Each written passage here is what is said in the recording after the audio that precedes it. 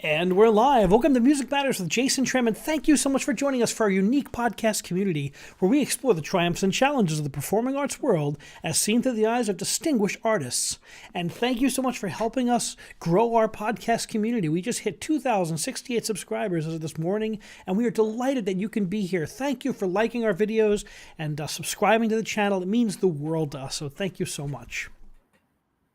We are so excited to present wonderful artists on this show. We have a great artist today, rising star baritone Suchan Kim, who is just sung with Atlanta Opera. He did the role of the Bonds in Madama Butterfly, and we are delighted that he's here. I've worked with him on numerous projects, and we have one coming up. I'm the conductor and executive director of the Light Opera of New Jersey, and we are doing Don Giovanni, where he's singing the title character on February 24th and 26th, and I'm delighted to talk to him about this great opera and many other things. Welcome, Suchan.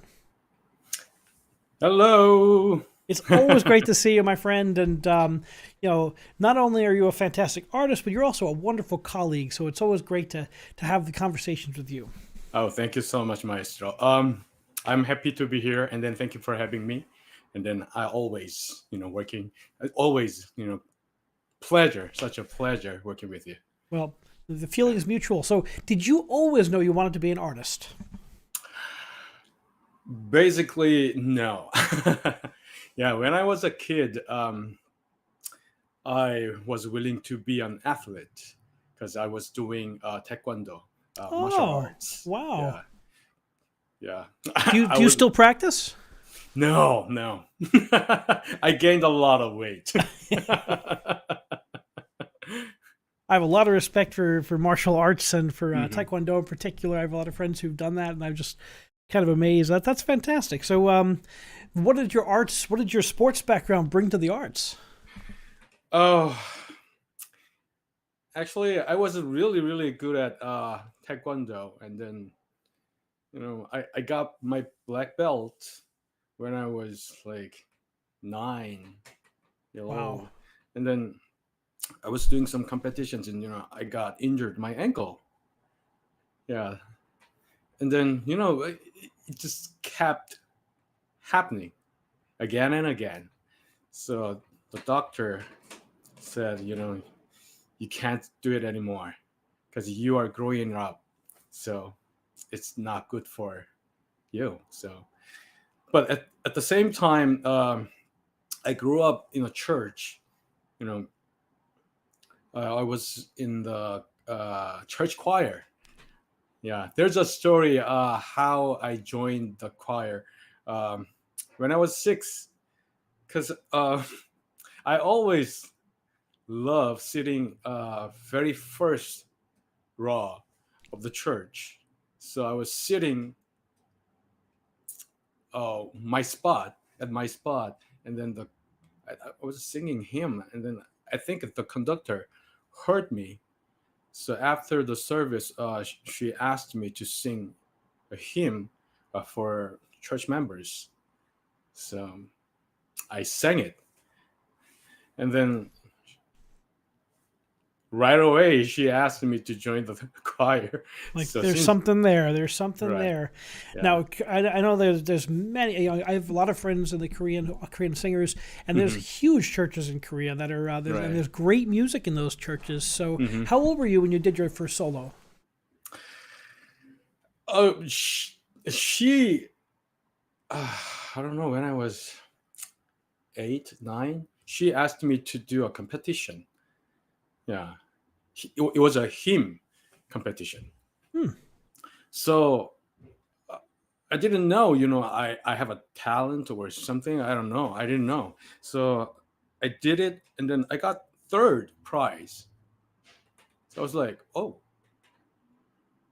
There was uh, something there, yeah, and yeah, we all need those mentors and those people who push us to be our best and to take that uncomfortable risk that we didn't even know we could do. And right, right. has she seen you sing since you started your professional career? Oh, no. Unfortunately, she passed away by brain tumor. Ah, Yeah, she had been struggling with brain tumor like over than 20 years. Yeah. Well, certainly Yeah. as Christians, we believe that she can see you now, and I'm sure that Right. the From things the we do heaven. in life Yeah. have resonate with the next generation. And Right. I'm a teacher, and I think about the teachers that inspired me, and Right. that's why as a conductor, I'm always trying to inspire people who are the Mm-hmm. next generation up there, because it's so important that we not only make great art, but we also Right. make a legacy of what we leave behind. Great. Yeah. Right. So when did you first get into opera? Opera. Oh, my after my first competition experience, I tried it again, like 2 years later, and then I got first prize, and then I got advanced to the next round. It was a regional round, and then I got first prize there, and then I got advanced to the national round, and Oh, then and then I got first prize there. now did you come from a musical family? No, no, no one in my family. That's amazing. Well, sometimes the genetic combination just hits it right. And on the show we've had your 298th guest, and I would say it's about half. People will come from musical families, people who have no music in their family. see. I'm just fascinated by that, about how professional artists kind of find their way. And the one thing you learn is that everyone's unique and everyone's got their Right. own path. Hmm. And then I got back home from the competition, because competition was in Seoul. And I was in Busan, where I was born. And then one of my church members showed me a video of three tenors, and saw the video. I was like, "What is this?" And she said, "It's opera." The three tenors, the Pavarotti, Carrera, Yeah. Stego. I was there at the Giant Stadium concert. Oh wow. I was in college. I was a freshman in college, and my mom and dad, who were not they liked classical music, but they weren't huge fans. But I was a voice major as an undergraduate, and they bought tickets and surprised me. And we sat up in the farthest seat back you can sit back in Giant Stadium. I mean, it was 100,000 people watching. And I'll never forget that. Wow. The resonance that those concerts had on the pop culture. Mm-hmm. Amazing.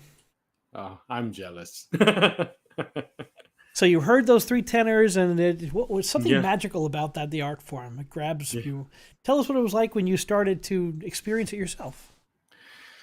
And then you know as soon as I watched the video, and then I was very interested in opera singing. And then but my mom didn't like the idea. um but like between like 12, 13, 14 years old, all men um experience the vocal changes. So I didn't sing for like 2 years, and then after that, I really wanted to have a lesson, voice lesson. So I asked my mom, "Can you bring me to like a voice teacher?" And then she said, "No." Please, mom, please. And then she was in the church choir too. So the conductor, it was like he was like professional tenor. And then, "Please bring me to him." And then she said, here's here's the here's the plan. I'm gonna bring you to him, and then you sing for him, and then you must hear this exactly same sentence from his mouth. He has to sing for his life. Okay, we got a deal. So I went, and then I sang for him, and then he said he must sing for his life. Wow. I heard the same sentence. Wow. That Yeah, must have been very intense and exciting. right, And, right, it's nothing like those mentors, though, that give you the push and kind of start that right, career path, right? That's right. the first steps on that path are scary. Mhm, And, if your parents weren't in the art form. mhm. Now, your mom, does she get to hear you sing? Has she heard you sing recently? I went back home in South Korea like 5 years ago, and then I had a concert, and then that was it. Well, but she must see you on YouTube all the time. Oh yes, yes, of At course. least we have that those options these days, where we have the option people can see us across the world. And Right. so, what was it like? You're a young singer starting out, and how did you come to the United States and make your home here? Yeah. After my college, all the Korean men, you know, has to go to the army. It's mandatory. So I joined the army after my college, and then during my army life, I was thinking a lot, and then I decided to go to Germany to study abroad because I heard the tuition is very cheap in Germany, and then there are lots of opportunity to sing at like theaters there. And then my ex girlfriend was there, was in Germany. Also, an opera singer at the No, time. no, she's a violinist. Interesting. Okay. Yeah. So I was learning German language. I was preparing for that. But one day in the morning, my mom gave me a note, little note, and then my mom is very close to God. Sometimes she gets messages from above, and then she writes down, but no one can read it. But that morning, she gave me a note in Korean, so I could read it. And then it says I have to go to the United States to study. Wow.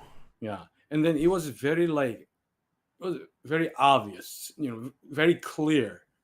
So I changed my mind right away. It was like end of October something, and then every application due is December 1st. I have only 1 month, so I prepared all the paperwork, Wow. applications, everything, and then I Had you been to the submitted. States before? No, Wow. no. So I submitted, and then at that time I was reading a lot of books of business. So I was like, go to United States and then studying music first, and then uh I can like do double majors. So I want to do like business study. That's what that was my goal. But you know that's why I applied for only universities. University. Yeah, yeah. So Sure. I applied for Illinois State University, Urbana Champaign, and Yale. And then I got accepted for live auditions from all the schools I applied. And the first audition was for Yale. And I went there. I sang for them. And then after my audition, uh, the director asked me to come down. And I came down. And then she said, "Oh, we really want to have you here study with us. And then the problem is your English." Because at that time, my English was terrible, terrible. And then I said, I can do it. No problem. And then, after she said that, I was like, no, I don't need to go to Illinois. So I went back to South Korea, and then I studied English every day, every hour, every single second. And then after like 2 months later, um, I got an email from the director of Yale, and then she said, "Why don't you come to United States and study English, and then we can have you for like next semester." And then I was like, "Is this an admission or something? I don't know. What is this? Do I have to do an audition again, or do I have to apply again?" And then she said, "No, just come to the United States." Uh, That's such a brave um, thing to do. It's yeah. to leave your home, come across to a new country, learn a new language, apply Hmm. yourself, and everything I know about you, working with you, you're such a disciplined and hardworking person. That's that skill set would have translated to business just as well as translated to music. Right. Right. I tell young singers all the time, like you have to want this so Hmm. much. Hmm. An artistic career is never an easy path. Right. And then, I came to the United States, and then they recommended me to go to University of Bridgeport in Connecticut. It's not far from Yale. So I was studying English there. And then I was having lessons with faculty members there. And then one day he asked me, "Did you apply?" Yeah. I was like, "What? What?" "Oh, for last year. Yes, I did. Yes, you know that." And then after the lesson, I got back home. I was thinking, and then, oh, he didn't mean that. So I emailed him. "No, I Oh didn't no. apply." Oh, Yeah. And then he says, "Okay, okay, I'll figure it out." And then he figured it out. I don't have to apply again, and then but I have to have an audition again. And then after that, like a few weeks later, I got an email from the admission office, and then they asked me to submit the TOEFL score, the English test. And then, I emailed them back, said, I'm I'm in a language school, which the director of opera program recommended me, and then I'm going to graduate like in a few months. So can you wait? No, you have to submit it right now. And I searched all these for, things to get into a music school, yeah, and which is crazy because how many great Korean singers are there in the opera business these days? I mean, there's so yeah, many fine singers, and I know. I mean, there's it's the hoops they make us jump through sometimes. And then uh I searched for places to get the TOEFL test, and then I only brought like $3,000 when I came to the United States, and then I paid my tuition for language school, and then I paid for my rent, and then nothing in my pocket. And then there was some places to have a test, but I have to fly out. I had to fly out, so I didn't have money for that. So I emailed the director of the program, and then my teacher there, and then I need your help.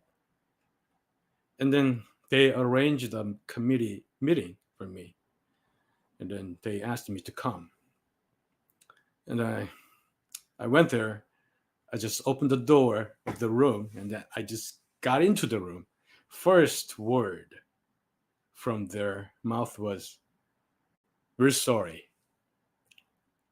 Oh my gosh! Yeah, we After can't all have. that drama, Yeah, we can't have you.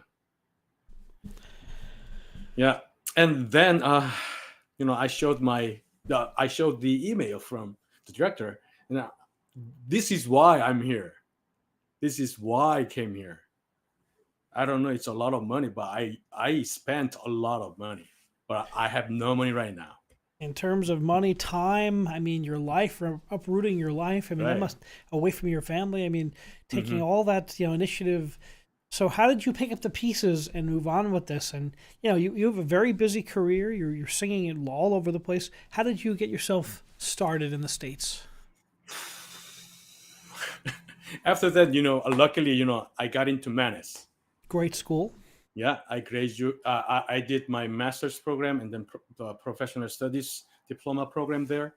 And then after that, uh, I got some contracts right after the school, but luckily, um, but I needed like working permit in the United States, so I had to reject all the offers. Oh, Yeah. that's terrible. But it was not like big contract. So after that, I went back to Korea. I got my artist visa there. I came back, and then no jobs for me. It's all about timing in this business, right? It's all about Hmm. timing. Hmm. Are there a lot of jobs in Korea when you were back there? Were there like artistic jobs? Not really, because I don't know the landscape. Yeah, it's very yeah, fascinating. because there are lots of Korean opera singers there. I don't know why, but there are lots of opera singers. What is it about the Korean language that seems to so much? My Korean friend, who's a Hmm. concertmaster of mine who plays for me, and we've known each other for a very long time, is like the language Uh-huh. is very conducive to the Italianate vowels. Right, right. It's very pure vowels. A, e, I, o. It's very pure. It's very similar to Italian language. Yeah, that's He always says we're the Italians of Asia. He always tells me that. So it makes me laugh. We're passionate. We're right, right. Crazy. and we always get the best Korean food in Queens. Hmm. Hmm. Everyone knows him in his area, and he always takes me to those incredible Korean restaurants. And I haven't worked in Korea yet, but I'm working on it. I've somewhere I definitely want to conduct in my career. Right, right. Uh, yeah, maybe I'm gonna keep my eyes out there for you. So you get your artist visa in Korea. You finally come back to the States. And then no jobs. No work. And then I had some auditions for companies, but I didn't get any jobs for that. And then I was very disappointed. And then I was thinking, you know, what what what is the problem? What's the problem for that? And then I realized, I was doing nothing. So I started to practice every day.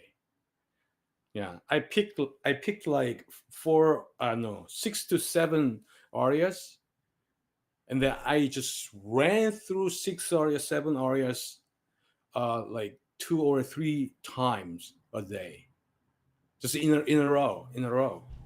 Yeah, every day, every day, and I was like, ah, there's no, there's no like developments, and then I got so disappointed by myself, and then suddenly I had a chance to sing for someone, and I sang for him, and then I was like, oh, I'm like I'm now better. I'm better. I feel better. It's easier to sing, and then I got the job. The problem was I was lazy, and I then don't see you being lazy, but sometimes you have to find that breakthrough. It's right. was it were you working with a teacher or a coach? Did that help, or was it just a Yes, matter my of teacher Arthur Levy. oh sure. Uh, Shout it's out to like Arthur, wonderful, wonderful voice teacher in I the know. city. Yeah. I call him my like awesome big daddy. Because after school, he gave me free lessons for 4 years, anytime. I Wow. Well, wanted.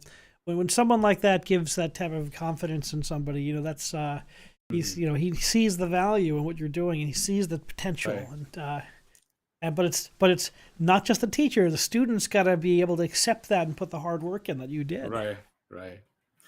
And then I'm very lucky to have like wonderful, wonderful like teachers and coaches, conductors around me, like you. So all the people I around me, they helped me to develop my career. First time we met was the Brahms Requiem. Oh yeah, I almost Yeah, forgot of that. That loved yeah, it. That was a wonderful performance. yeah, at a church up in upstate New York, right? That's right. Yeah. So I did a lot of like free stuff. I sang for free a lot. You know, um,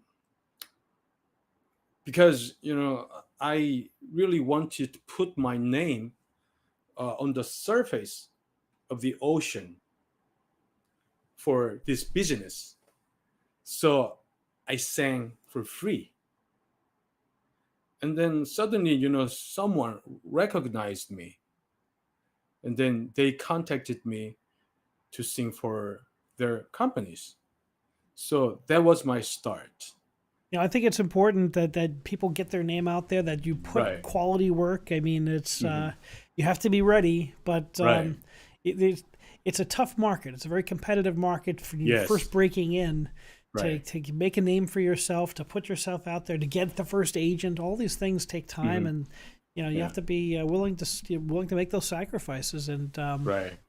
when I saw you doing your debut at Opera Atlanta, I was like, that is great. I can't think of someone nicer and who should be there more. And so, Thank you. bravo. Thank you. And Thank you so much. so Yeah. what are the role? What are the styles and the roles that have meant the most to you over the years? I don't know. I've done all the different characters and then all different genre, all the different kinds of music. So like I'm a baritone. So I think the baritone has to sing everything. So like from early music to contemporary stuff. So I've done like 44 operatic roles so far. Yeah. That's a pretty diverse range. And what are the roles you've sung the most over the years? Whew. Uh, Don Giovanni. That is, I think, I've sung most in my career. How many Yeah. times? How many total productions? And how many times? I know you've done Leporello and the title Yes. character. Yeah. So how many of Yeah. each have you had to guess? Like in my 20s, I sang Leporello a lot. So I've done 7 Leporello, and then I've done 6 Giovanni, and then it Now, will be my 7th Giovanni. I'm excited to do that Yeah. with you. I just love the role, and we did a concert version of Giovanni the year before, which was a Right, blast. And I just love the way right. you sing it. I mean, you really Oh, bring a thank lot you, of character to it, and thank you. it's a fun role to play on the stage. He's such a I know. swaggering peacock of a man. but I love singing the villains characters, but I had very serious problem for that because at that time, I sang Enrico from Lucia di Lammermoor, and then I sang Giovanni, and then I sang Tarquinius from the Rape of Lucretia. Yeah, all the bad guys. And then after that, I couldn't get out of the character easily. It took time. So the like portrayal of these people and their right, actions and right. I getting into think the I was psychology. It's interesting. right. I was very into the characters a lot. So and then if I go out and then see somebody and then I think bad things, yeah, killing people, raping people, beating people, it was like crazy, and then I resisted people for like 6 months. Like I couldn't get out of my house. That's what makes opera singing so interesting. You have to be a good actor, right? And Right, you're an excellent actor. I mean, we've done shows together, and you're always fully inhabit the character, no matter what the director's vision is. Your job right. is to make that come alive. I mean, we did the Chaunard last year in Bohème, and you played a beatnik, someone who plays the street percussion and sells marijuana. And I know that's not you at all, but you were so convincing in that role. You're as a professional actor. I was very impressed with your range as an Oh, actor. But thank you. how did you find a way to do that healthy, like to make that adjustment? Because baritones usually sing the bad guys in operas. Mhm. Yeah. When I had that problem, I needed the help. So I called one of my coaches, Susan Woodruff-Forsage, um, and then I asked her to meet me and then to hear me the problem. So she asked me to come. So I went there and then I told all the stories about my problem, and then she was like, "Oh, Suchan, why are you focusing on only your character? But the whole picture of opera has a message. Whole picture, not your character, not only your character. So, tenors and sopranos, they're singing love, you know, justice, righteousness, all the good things, bright message they have. But you have dark message. But think about it. Your message, if your message gets darker and darker, the bright message is getting brighter and brighter. Hmm. Hmm. So that's what you are doing. I was like, wow. Yeah, I mean, there's usually a morality to these shows. Like Don Giovanni, it doesn't Mhm. end happy for him. Right. Yeah. And then Certainly. I believe in God. And then that her message reminded me for you know the rape of Lucretia. When I was doing Tarquinius, it was like horrible. Yeah, I'm I'm raping a woman, and then she kills herself. Hmm. It is so bad. But the message was like, I was shocked, and then we had a first music rehearsal for the rape of Lucretia, and then the message was the end of the opera, and then the female chorus says, is this all? Is this all? No. And then the male chorus says, no, Jesus Christ is all. Jesus Christ is all. And then I got the message.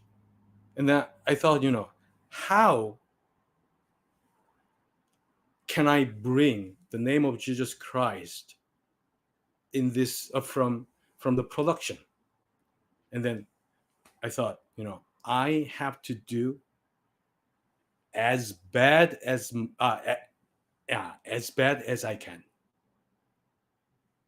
So I did horrible on stage. So I thought that moment. So that made me like free. That made me I can get out of the characters easily. So since then, I'm doing that. You know, I'm bring messages to the audience through the productions I do. Well, that's really powerful stuff. Yeah. Have you ever watched some of the interviews with all like the movie stars who play some like who is it? Joaquin Phoenix, who played the Joker in the Joker, and how he had to get Oh, in that yes, yes. horrific character and Right. mentally deranged character, and he's absolutely brilliant and riveting in the role. And how hard it was for him to kind of snap out of it. Right. I'm always fascinated by because I'm a huge movie person Hmm. and I love television, I love cinema, and Hmm. I'm just fascinated by how these actors can. Right. We do the same thing in our music. When I conduct an opera, I'm devastated every time I conduct Madame Butterfly. Pinkerton's awful. He's just an awful child, Right. molesting, Right. terrible person, right? Right. So, I mean, and it breaks my heart when I conduct the show, but I've got to pace it and make it even more tragic, bring this incredible music to life through the architecture of the score. But it's, that's our job is to give that cathartic release to the audience and make them feel. Right. Right. Who's the worst bad guy you've had to play? Tarquinius. Tarkus still, yeah. Yeah. But every opera's got a bad, the baritone's usually the bad guy. And Don Giovanni as well. Yeah. He's a character. Yeah. Mozart kind of couches the music in such a opera buffa style. Don Giovanni to me is so fascinating because it's a opera seria and an opera buffa kind of mixed Right. into one, Right. kind of very unusually. Yeah. Like the overture and the act, the finale. Boy, there's nothing like that. Right. Right. And the rest is awfully lighthearted and often buffa-esque, but underneath it, it's a morality play. Right. Right. That's why we love Mozart. I tell you, today, of course, is Mozart's birthday. Happy Oh birthday, yes. Mozart! Happy birthday, Mozart. I'm seeing it all over my social media feeds, and can you imagine that a show written in 1886 still has the reverberance today? Right. Yeah. Mozart probably in his day wouldn't have thought that he didn't. He wasn't like Beethoven who thought his music would be eternal and listened to for the next generations. I think Mozart really was a man of his time, writing music for really high level music for people that were there to listen to it. Right. And it's just incredible how it resounds with us today. Right. Oh, yes. So what can you tell us playing a role now? You've done 7 Giovannis and you're about to do your 7th. You've done it 6 times in 6 productions. What have you learned about the character? What have you learned about yourself? And how does a role change over time? Don Giovanni is very special to me because, my first major role debut was Leporello in Don Giovanni. And then, my first professional debut was as Leporello in Don Giovanni. And then my first Don Giovanni was in the United States for Mannes Opera. But every time I sing Don Giovanni, I'm looking for the moment, how to people laugh as much as I can, because I think the show has to have like big switch, yeah, because in the beginning it was funny. If the beginning is funny, and then if the end of the opera is very dark, the message gets stronger. So, like the Giovanni says, it's all love. If I love only one woman, and then the rest of them is disappointed, unhappy. Yeah, that kind of moment. I'm looking for that kind of moment. So that like an artist balances colors on a canvas, you have to balance the role between humor and darkness. Yeah, That's interesting, right. yeah. And the music dictates some of that because it's Right. often bright and cheery and fun and fast and And then the end of the opera, the death scene. That that's my main goal of the production, because I read Bible, and then I found uh, verses from Revelation 16, the verse 16. No, chapter 16, verse 8 to 9, and then it's the situation is exactly same. Hmm. Yeah, the commendatore asks Giovanni to repent, but he refuses, and then he curses him, right? And then the Bible says exactly same thing. Wow. The Yeah, the fourth angel, they pour the fire from the sun, and then the people is like, burning their bodies, and then they refuses to repent, and then they curse God. It's very same picture there. So DePonte was really up on that too, and Yeah. DePonte was a fascinating character in this as well. He was quite a interesting life as well. He was a little bit like Don Giovanni in some ways. Mhm. He was he was cast out. He was excommunicated and forced to leave Venice. Mhm. And then he Right. went to Vienna, and eventually he was kicked out of Vienna. Then he was kicked out of London, and then he wound up in the United States. I just love DePonte. He's like a character that he would be a great operatic libretto subject. Right. He's a genius. Yeah, him and Mozart must have been fascinating. I'm always fascinated by librettists. There must have been some tie-in. I mean, obviously he was tying that into a biblical theme. Right, the themes we tend to see in art are nothing's new per se. They're just Yeah. reinvented and put in an interesting way. Right, exactly. Yeah. So that's fascinating that you make that connection with biblical, and it is a morality play, because the whole Exactly. opera, we're shown how bad his behavior is and how many times he's given that he could be a good person. Elvira Yeah. tries to save him at the end, tell him, "Come with me and be a good person." No. Right. Then the statue, he won't even listen to the statue, and then when he's being told, "You're going to die if you don't listen," he still says no. Right. So Yeah. It's all about like the human's desires, right? So who is your, if you had to pick a Don Giovanni, a couple of your favorite Don Giovannis, historically speaking, that you've seen? I'll go first. I'm a huge Sam Okay. Raimi fan. No words for him. He's really good. I can say Siepi. Oh, Cesare Cesare Siepi. Siepi. That was Sam Raimi's biggest idol growing up.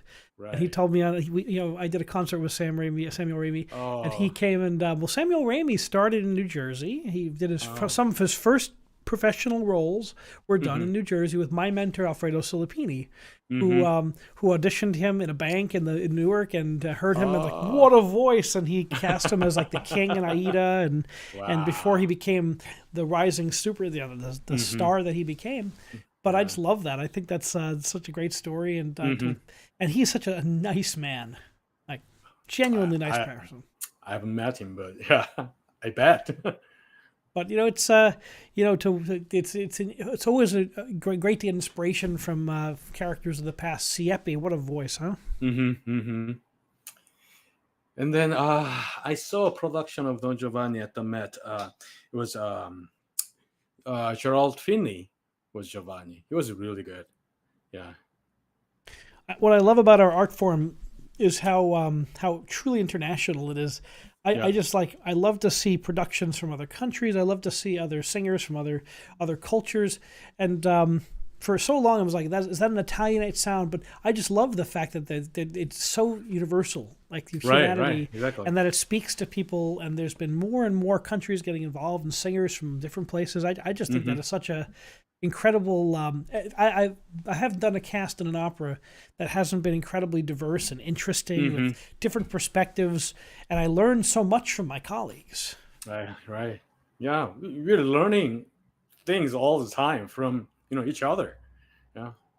And how different does each production for you? Like for me, I know as a conductor, there's a different cast, there's a different size orchestra, there's a different venue, it's a different time in my life.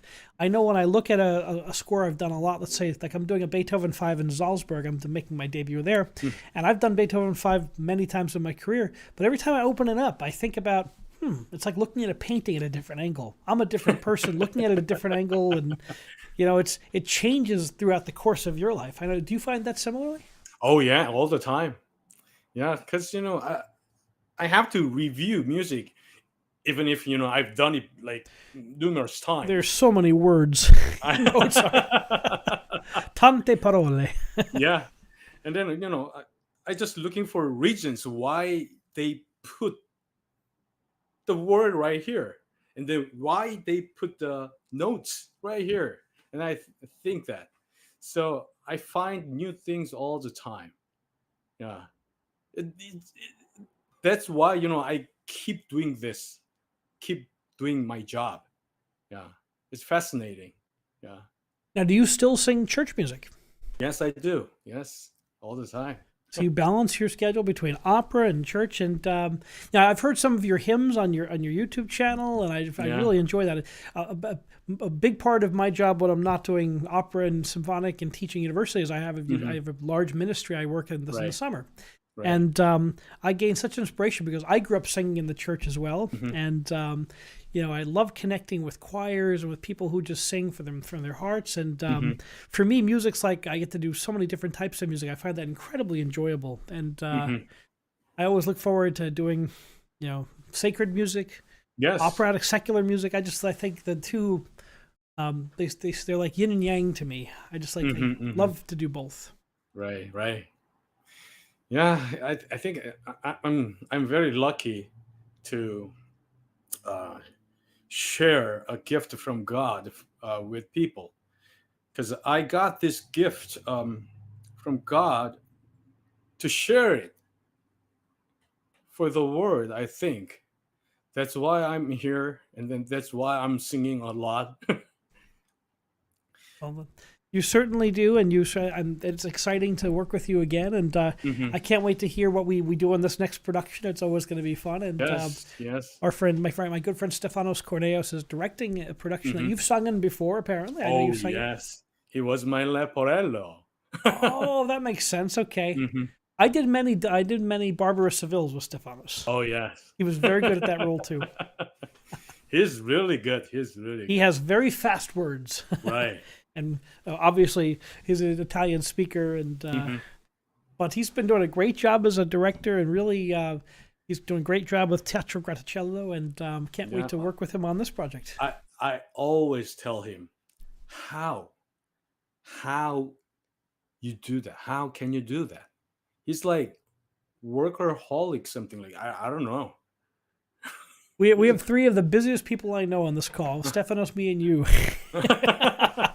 And they always say if you want to get something done, ask a busy person. Don't they? And I find that a very true compliment. People who are dedicated to their craft and dedicated to making their music the best it can be. That's what it takes. What advice do you have for young singers just starting the journey? This is what I do. I don't expect like anything, because I just want to be a better singer every single day. Just keep trying to do new things, and then just keep doing what you've been doing. Yeah, just keep doing it, and then the time will come, because this is the fact. This is truth. Yeah, if you give your best into something you really want, and then the time will follow you. Yeah. Amen. That's a beautiful concept, and it's that's the same in any business. The same in for me, it's the same in just about anything. That an applicable skill that works for any career, but especially in music. As I tell my students, career in music is a marathon, not a sprint. Right? and it's constantly changing. Yeah, exactly. We have singers on the show who are in their 80s. We've had we've had huge long careers, Mm-hmm. and we've had singers on the who are on the and everywhere in between, right? And I just Mm-hmm. love that journey because Yeah, the ones who've had really long careers know that you're constantly reinventing yourself. It's not just like right, I'm here and now I'm going to stay there. No, it's never right, like that. It's always like I have to learn new roles. I have to cycle roles in, cycle roles out, and maintain my vocal technique. And I always say that every 7 years or so, your voice kind of changes, and you've got to negotiate those changes with right. someone who's in the business who's smart about that, Mm-hmm. right? And Yeah, it's and I'm always I'm always fascinated by the artists who can who negotiate that with such grace. mm-hmm. 'Cause Yeah, so many in the business don't have long careers, and they just kind of right, shoot up there and then they're gone. And well, the goal is to be making as much music as you can for as long as you can at the highest right, level you can. right, right, right. Well, And then, you know, don't expect any like, the sudden things. Yeah. My as an opera singer, I have a goal because my goal is like singing at the Met, singing at La Scala. And my goal is doing a wonderful show, a wonderful show. Whatever you do, just make it your best, the best. That's my goal. ultimately, that's the most important thing you can tell Yeah, anybody. Because I'm the same way. I treat yeah, every concert like it could be my last. Like yeah, this could be the last time I'll ever conduct a performance, and this is my I'm here right now. I'm gonna do. I pour everything into that, no matter how big the right. audience or how big the venue, or Hmm. sometimes Doesn't matter. yeah, it really doesn't in the end Yeah, because it's yeah, like it's our dedication to our craft that matters. right, right.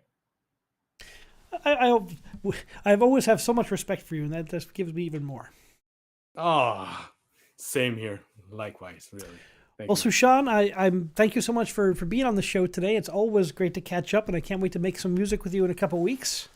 Yes, I'm so excited. I Thank encourage you for everyone having me. to check out the Don Giovanni with the Light Opera of New Jersey on February 24th and 26th at the beautiful Saminsky Theater in Basking Ridge, New Jersey. It's a intimate but beautiful brand new theater, and if you haven't been there before, check it out. It'll be Hmm. a modern staging of Don Giovanni set in 1990s Spain, with Hmm. Chanel and lots of flashy costumes and all Right, sorts of wacky looks. But in the end, Don Giovanni, and like many operas, is a universal human story, and it transcends just its normal setting and time. And I think it works really well in a modern staging. right. And then I promise all of you, it will be my best, Don Giovanni. Well, I guarantee that as well. I can't wait to go into to watch you get your comeuppance as we jump into one of the greatest musical scores of all time. So, thank you, Suchan Kim, and thank you everyone for being here today. Thank you, Jason. Thank you for joining us on Music Matters with Jason Tramm. Please remember to subscribe to us and smash that bell icon for the most up-to-date information on our upcoming guests and topics. Like and share our videos, and remember, keep music alive.